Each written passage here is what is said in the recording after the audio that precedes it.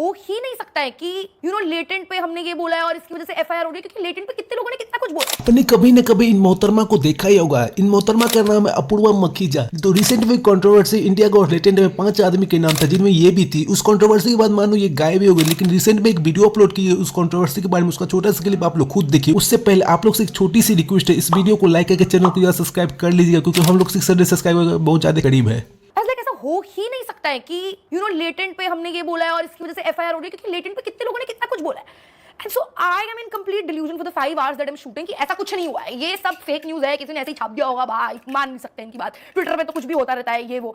And so I come back to my green room and my manager tells me कि the FIR is real, there are going to be multiple other FIRs on you in the coming days, that's just how it works। अगले 2-3 महीने तक हमें कोई काम नहीं मिलेगा, no brand would want to be associated with us, I just need you to be calm, it's going to be fine। Also you were getting a lot of hate and it's all very graphic hate, so you can't go back to your house because it's not safe, क्योंकि हो सकता है कोई तुम्हें attack करने आ जाए तुम्हारे घर पे, because तुमने अपना हाउस टूर डाला हुआ है, तुमने अपना व्यू डाला हुआ है। It's really easy to figure out where you live, and also there could be media posted outside your house, so do you have a place to stay where you can go?